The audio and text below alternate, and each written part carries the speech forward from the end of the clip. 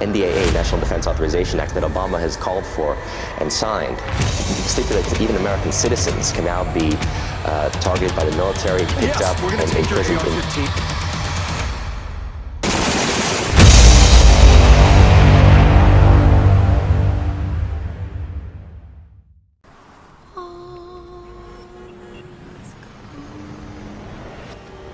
It's hard to watch something you love destroy itself, to see it fall apart. Disaster always feels so distant, detached. Someone else's struggle in some faraway place. It's not until it's in our city, at our doors, that we realize how fragile we are. All of us. All of this.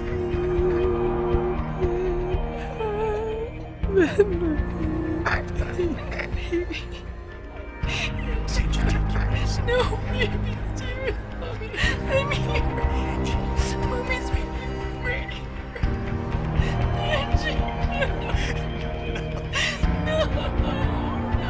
Please.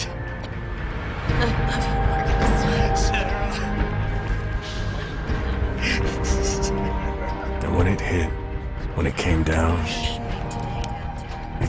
hard. Give me my family back. And we fell. We buried ourselves in anger, fear, in the instinct to survive. I'm sorry, Sarah. I'm just not strong enough.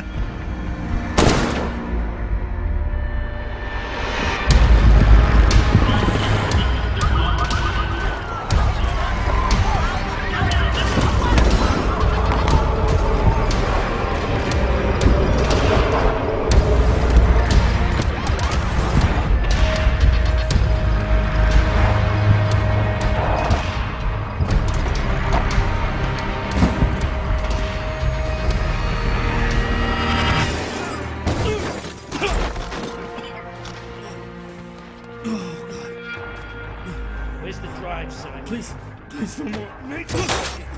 And the real truth is, no one watched.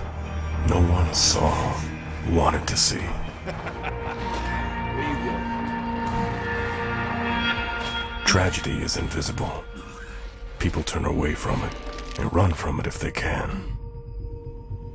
And it's hard knowing that you belong here, that your purpose lies amongst all this pain.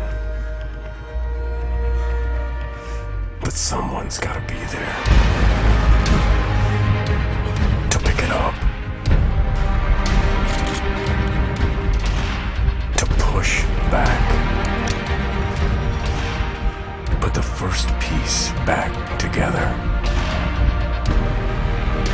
put us all back together.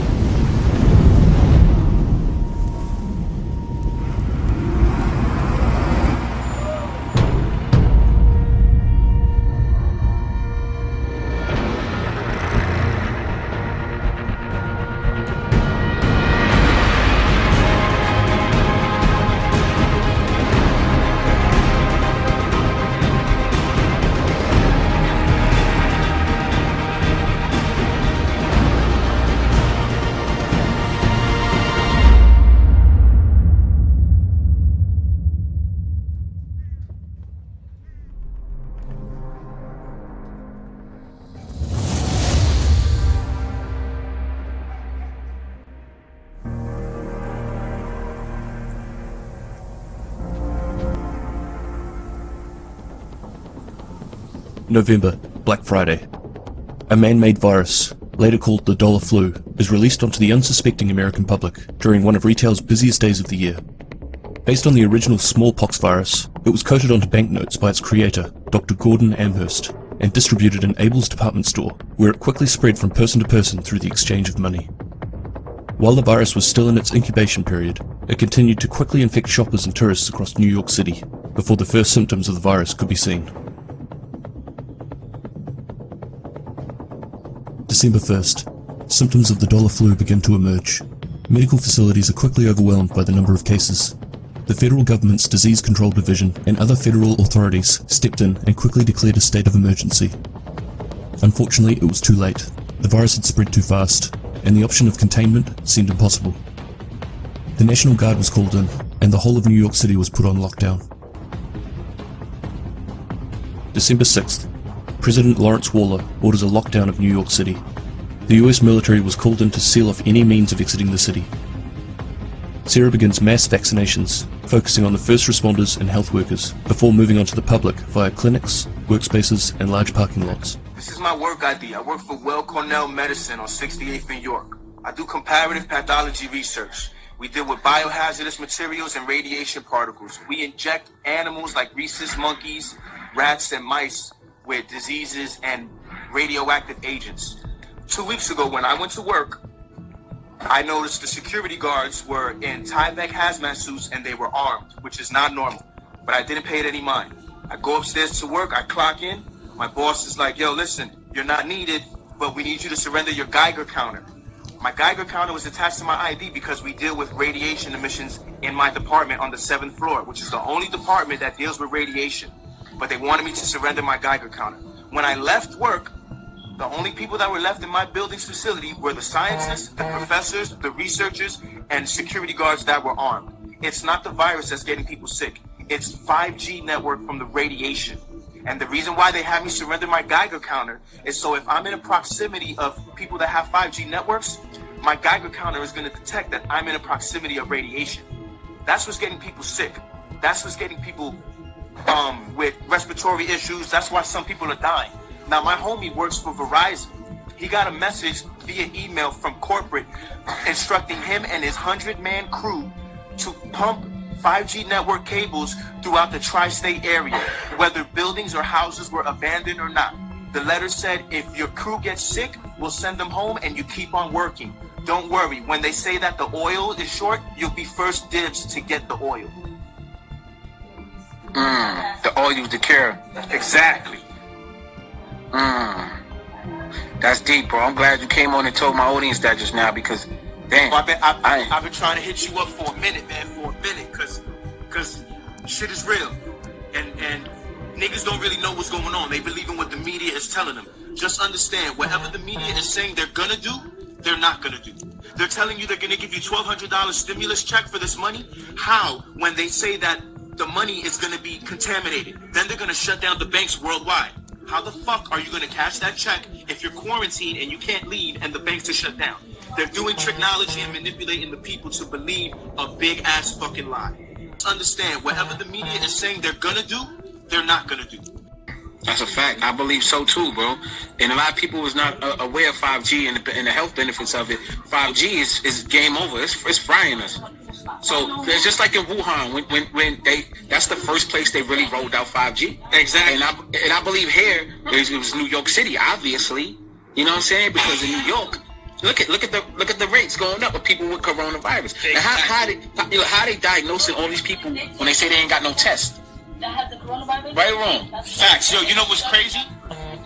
The symptoms that they're saying is caused by this virus are the same exact symptoms from radiation contamination. They're talking about loss of taste, loss of smell, hair loss, vomiting, diarrhea. Pretty soon they're gonna say a new symptom is blood in your stool and blood in your urine, constant parchness, that you'll have an unquenchable thirst because radiation boils the water molecules in your brain, in your respiratory tract, and in your reproductive system. So don't be surprised when this shit disappears and 10 years later it comes back, because that's what's going to happen.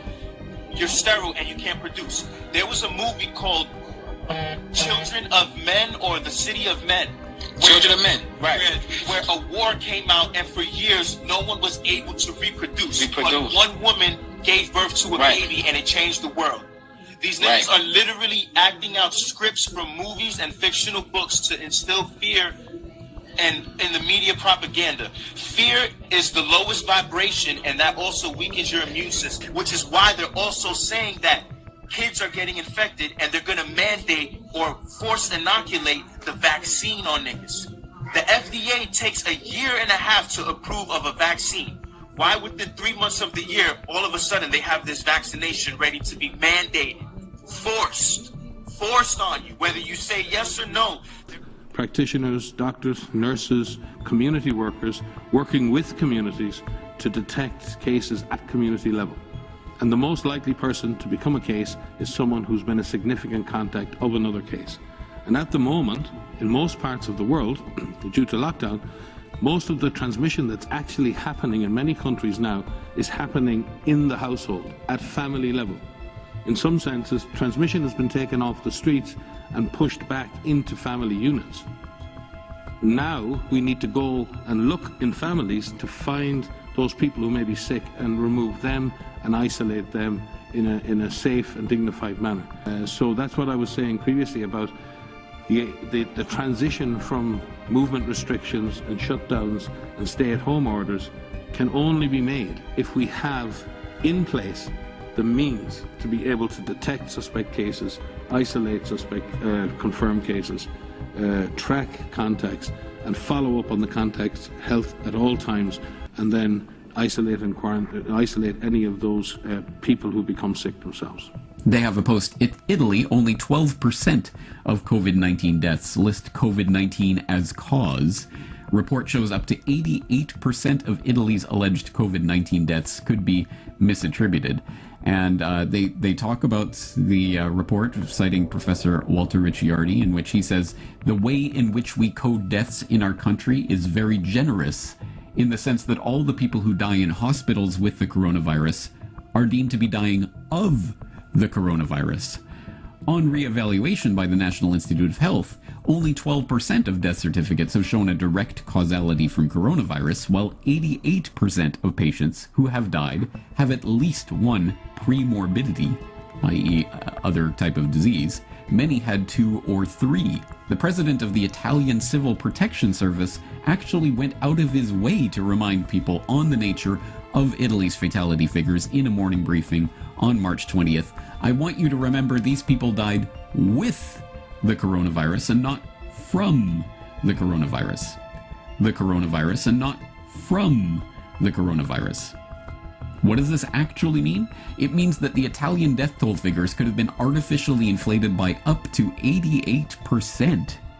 If true, this would mean the total number of Italians who have actually died of COVID-19 could be as low as 700, which would bring Italy, currently a statistical outlier in terms of COVID-19 fatalities, well in line with the rest of the world. It means thousands of deaths currently widely attributed to COVID-19 and being used to justify the introduction of measures equating to medical martial law may not have died of COVID-19 at all, but of their serious chronic comorbidity, cancer, heart disease, etc. So it appears the mainstream is even figuring this out. So we went from maybe 2 deaths in Italy to suddenly tens of thousands of people have died, and now it's coming out that, well, tens of thousands of people have died because people die. They didn't die from the coronavirus, they died with the coronavirus. And I cannot stress this enough. While everyone thinks that this is somehow fear porn, well then, if the disease is something that's already existing in every human being, and it's actually just an exosome that is found in every human being, and the World Health Organization is calling this naturally found cell in your body the disease, if all of this is just nothing, why did Virginia just lock down until June 10, 2020, another executive order? Why is it they're passing laws all over the United States, making it easier for them to lock you in your house, take bodily fluids, force vaccinations? You see, unfortunately, I'm not writing these, nor am I writing to my governor. So I got a lot of emails, and it's starting to piss me off, so I'm going to have to explain something to you whether you like it or not. And this happens to me every time. Every time I have someone come on my YouTube channel with me, they end up going wrong. Well, we've got another one. Brandon, the big sib, is in denial. Really, really bad. He seems to think that all of this isn't happening at all, and that by simply writing a letter to your governor, you'll be fine. This is one email, and it basically mirrors what I thought about Brandon. I found his law expertise interesting a few months ago when we still had a semblance of society. He's literally sitting there right now like nothing's going on, and people like us are fear-mongering. We need to calm down, he said tonight. A letter to the governor is delusional, and it's poison to tell people that right now. I totally agree, and I already told him that I privately texted Brandon and said, dude, you're in denial and it's breaking my heart. And he said, no, you're wrong. Well, actually, I'm not wrong at all. Some of us can actually see the forest for the trees because this continues to happen every single solitary day. And as you just heard one of the spokesmen for the World Health Organization, they need to transition now from locking people in and isolating them to going door to door and find out where this virus is hiding. Even though this virus is a total made-up thing. The mainstream is starting to say that all these countries giving all these deaths are actually just people dying and then getting slapped with the COVID-19 label afterwards, okay? March 14th was an important day. That was the first day the presidential seal was not on the podium, nor was the flag behind the president, as you see in these pictures. And again, this was the first time there was no presidential seal or flag present. And this time, Trump is wearing a USA hat for some reason. The new podium sign says, "The White House," and underneath it says Washington. Now, Trump wears the hat. We have the new podium and sign. And as you can see in more recent, this was a couple days ago. This was the current one, which is Monday, March 23rd, where they were giving another update on the current COVID-19 operation. And that's what I'm going to call it from now on. The president declared a national emergency. A lot of people do not understand what that actually put into motion. People think, okay, national emergency, he's just doing this to protect the public. But many executive orders kick in as soon as a national emergency is declared, such as Executive Order 10995. Which provides for the government to take over all communication and media.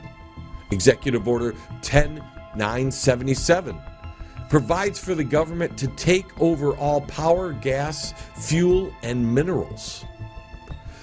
Executive Order 10988 provides for the takeover of all food resources and farms.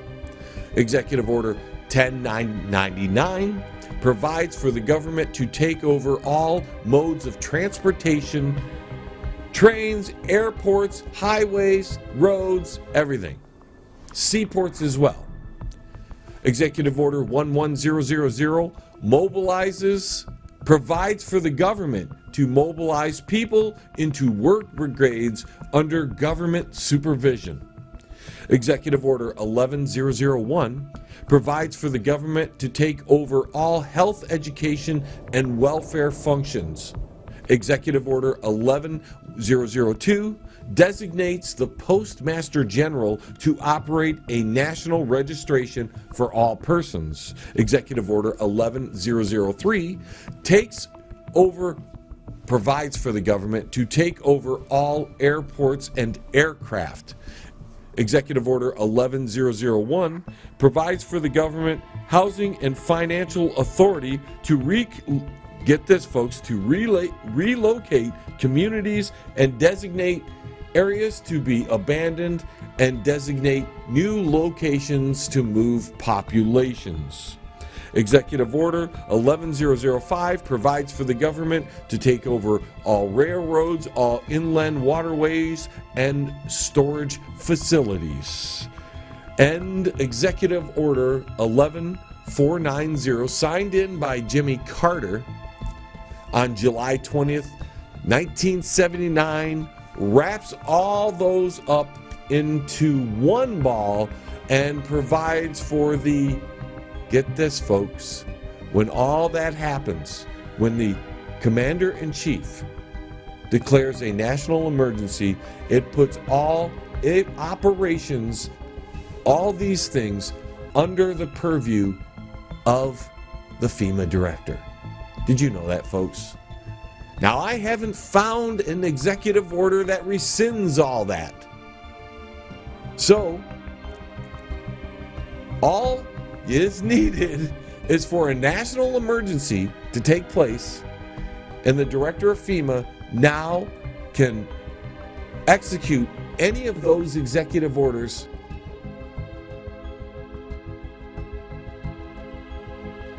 All right, so you guys see what's going on in the world. I mean, if you're not paying attention, I think you need to get on board and get what you need for your home while you still can, because obviously they're gonna probably shut down the mail services. They're talking about shutting down the USPS, I think around June. It's still in talks, but everything they talk about nowadays, they're pretty much doing. So just get what we need now while we still can. If you have cash, you might as well use it to get what you need, because in the future, it's probably not gonna be worth anything. I think this virus is a ploy to kind of hide the fact that we're in a failing economy, and I know you guys think the economy was doing super good, which made absolutely no sense to me anyways, that it was doing as good as it was. Obviously, I know about quantitative easing and bank runs and stuff along those lines. They're pretty much just buying up on all their own debt and boosting the economy up, and then getting us, like ourselves or regular people like you and I, to get into the stock market, and then they did exactly what they did. They crashed it, and then they took all the money. Right now they're holding the float with the stimulus package, so right now it's looking good, but at the end of the day it's probably not going to be too good, because I don't think the dollar's going to be around for too much longer. A lot of people don't realize this, but paper currency only lasts maybe 50 years tops when it comes to being the world number one currency, which was the United States dollar. And before that, it was the British pound. So these dollars do crash, so you got to expect this stuff. But I'm pretty sure we're going to move into a new digital currency with this stimulus package Trump had put out there. They bailed out the banks and stuff with the stimulus package, and the banks turned around and bought up all the silver and gold, which is why it's so hard for the American people to find silver and gold. So if you weren't buying silver and gold when the economy was doing good, you're probably going to be missing out on a lot of wealth in the future. A lot of people can capitalize right now and become wealthy during this crisis, like they always have, doing a multitude of crashes throughout the past. I mean, if you think about it, we had the Great Depression. They're doing the same thing when they did then, they're doing today. The economy crashes, and all these big businesses and banks buy up all these businesses, and now they own everything. So they're going to own a lot more of the country. It's going to be the biggest transition of wealth this nation's ever known, obviously, because that's what it's all being set up for, in my opinion. So I pray that you guys paid attention to the channels like mine and other channels, and did what you needed to do to get yourself better prepared for the storm that's coming, because we can stockpile all the food, water, medical supplies that we're going to need to weather the storm, but that's only short term. You're going to need some kind of gold and silver to see it to the end. And I don't know if you guys heard about this. They've had bought up all the food resources, the government. We already know this. They bought up all the emergency food and stuff along those lines. So it's going to be harder to find food like that. So just get to the grocery stores and buy cans. Now, what they're trying to do now is ban seeds. Now, if they ban seeds, that means you can't grow your own food. I mean, they started in Vermont and Delaware, I believe it was. I don't know if that's going to be going throughout all the other states where they do that, but that's bad in my opinion. You can't tell people that they can grow our own food so they can eat. I guess they want us to be dependent on the government, and then when it comes to the continuity of government and stuff along those lines, we already know our politicians, Congress, and Trump, and all these guys are going to go underground. And you already heard what he said at the executive when he put the country in this, and I think it was a state of emergency, a national emergency, or something along those lines. These guys are going to go underground. He left all the power to FEMA. That's why we don't see the president's seal on the podium or the flag behind the president. I mean, I don't know if he has the power of the country still. I think he left it in the hands of FEMA, and I'm pretty sure that's why FEMA had all these coffins within this nation. We've heard so many stories about FEMA throughout the years. Kind of makes you kind of skeptical about this organization. Do they really have our best interest in hand? I'm not saying that they're the bad guys or the good guys, but I like to think for myself. I like the people to tell me how to think. I have a brain on my body for a reason, just like you have one for yours. Your head on your shoulders is the in my opinion, the best way you're going to perceive the world. I don't need people to tell me how to think. I can do that for myself. I can take information and I can filter the way I do, but that's what I do for you guys. I'm just going to put it out there. This is just my opinion, just to get that out of the way. All right, so when these guys go underground and stuff along those lines, like I said, FEMA is going to be in control of everything. And you seen what the guy was saying with all these executive orders that come into play when this stuff gets signed in due to the state of emergency or the national emergency. These guys are already starting to take control of the roads. As you can see, they got roadblocks. They're shutting down roads in Indiana and stuff like that. Obviously, they're taking control of the water supplies, and you know they have these camps, so we're going to be working out of these camps, and it's going to be monitored by the government. So I mean, whatever's coming, it's going to be really bad. It's going to be a really bad storm coming. So I think it's best that we all get prepared. I mean, they're even paying prisoners to dig mass graves. They're paying prisoners $6. That's like $1 million in prison. These guys work for change. They're getting dollars now. They're getting paid more than the American people without jobs, just to dig graves. So we just need to stay focused and pay attention to what's going on with that. I'm trying to look around here, see if I have any more information. Oh, you already know there's going to be low shortages on food as well, because I mean, I have here in my notes that we had a low crop yield last year. If you guys can't remember that, we had floods and a lot of the crops were freezing over and stuff like that along those lines. We had a lot of terrible storms hitting our crops up last year and the year before. And the government was giving, or Trump was giving these farmers like money, stimulus, like loans and stuff like that. But a lot of farmers didn't want to take the loans because obviously if you have a low crop yield and you take the loan from the government, you can't pay that loan back. And if you can't pay that loan back, the government takes your land. And so it sounds like a big scam in my opinion too. So I hope a lot of these farmers didn't take the loan and just cut their losses and, you know, did what they had to do to survive like most people are doing today. Because without crop yields like that, we're probably going to be more short on food, and it's gonna be down here from here, guys. I mean, I can like try to show you a light at the end of the tunnel, but then I'll be lying, because I'll be lying to myself, and I'm not here to lie to you. I'm not here to put fear into you. I just want you guys to see what's going on, and I want you guys to see how I perceive it. I've been paying attention to this stuff for the longest, and everything that everybody's ever talked about on these channels, or just in the world of nature, or even in the news or in the movies you see it, it's all starting to happen right now. So what goes from here is entirely up to the people. Are we gonna allow ourselves to be done dirty if it does come down to that? I know a lot of people are not going to sit still in their homes for too long, especially if they don't have any no food to provide for their family. I mean, some of these people out there will probably turn to the bad guy. Even though they're good now, they may turn bad in the future, just so they can provide for their family. I mean, a lot of people need to know how to network, learn how to work with people, but they put us under this quarantine to where we can't do that, which makes absolutely no sense in my opinion either. It makes sense to an extent. Let me rephrase that. I mean, I understand if there's a virus out there and it's actually killing people, we don't want to like commune and then potentially spread that virus furthermore. Although they are having talks about this 5G boiling the water, your respiratory system, your brain, and your reproductive system, and a lot of the signs and symptoms do kind of say that it's radiation poisoning. But I don't know nothing about 5G, so I won't dwell too much into that.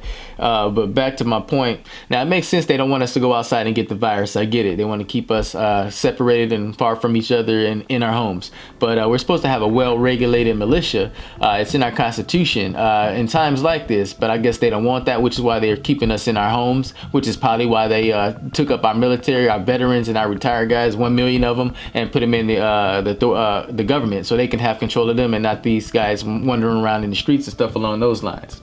But not only that, we have the World Health Organization, the people pretty much who said we need to do quarantines and stuff along those lines, keep people in their homes. Now they're saying they need to come into the family unit and to come into our homes where we're safe at, where we're clean, where we're trying to prevent the virus from coming in. Now they want to come kick in our doors and come in our homes and see who's sick and stuff along those. I'm not saying they're going to kick in our doors, but pretty much that's what it seems like to me. How are you going to order us to stay in our homes, then you want to come in our homes while we're all segregated away from our brothers and sisters, our family unit and stuff like that, and keep us with just like, you know, my children. They just want to come up in here and then see who's sick. And I mean, I don't have no test on me, but I know ain't nobody in my house sick right now. They can just swab somebody in my house and say, oh yeah, he's sick, we need to take him. And they take him out the house, put him in the hospital. We already know we can't see them because we can't see them now, even though it's not like a real quarantine. So imagine if we go under a real quarantine to where I can't even leave the house. They take my child or my wife or whatever and go to the hospital, and then supposedly she dies 3 days later in the hospital. You think I'm gonna believe that crap? You think I'm gonna stand for that crap? I'd be damned. I doubt any of you will stand for that. If I know if I'm in my house and my family, we're doing good, and you just want to come here and potentially bring in the virus, or just say somebody has a virus and then take them from my home, no, we're gonna have a big problem. And I think that's when a lot of shit's gonna hit the fan when it comes to this thing, which is why they are taking control of the streets and getting the military where they need to be at. This stuff sounds premeditated, and it sounds pretty bad in my eyes, and I'm not agreeing with a lot of the things that they're doing, but I agree to an extent if this is what they say it is. But I'm gonna just leave it there. I'm gonna let you guys take it how you take it. I hope all you guys are doing what you need to do to better protect your family. I love you guys like I love my own, and God bless. You guys take care of yourselves.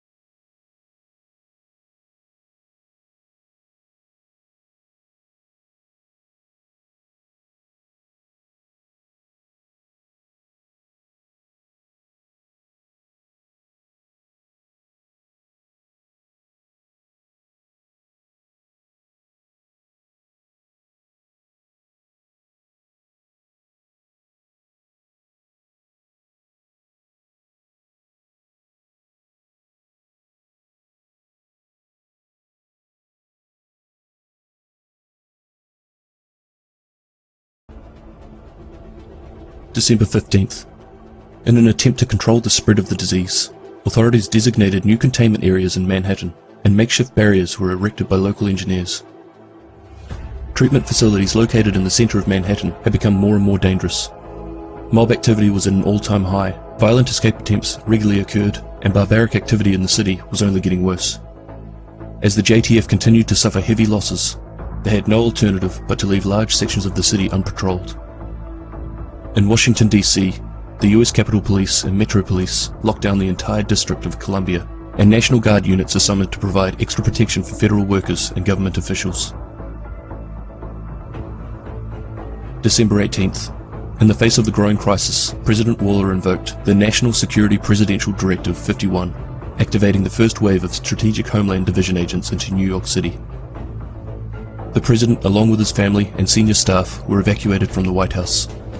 2 days later, the sealed-off Manhattan treatment facility fell due to the overwhelming stress and panic from those being held within.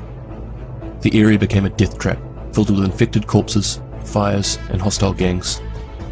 From here it gained a new name, the Dark Zone. Within 24 hours, the JTF and medical personnel were forced to abandon the area. They fell back to the James Farley Post Office and set up a new base of operations for both SERA and the JTF. Late December. Reports from the first wave of division agents describe unimaginable levels of chaos, though they'd continue to fight through the growing violence in an attempt to restore order to the city. But over the next few days, contact with the entire division team was lost.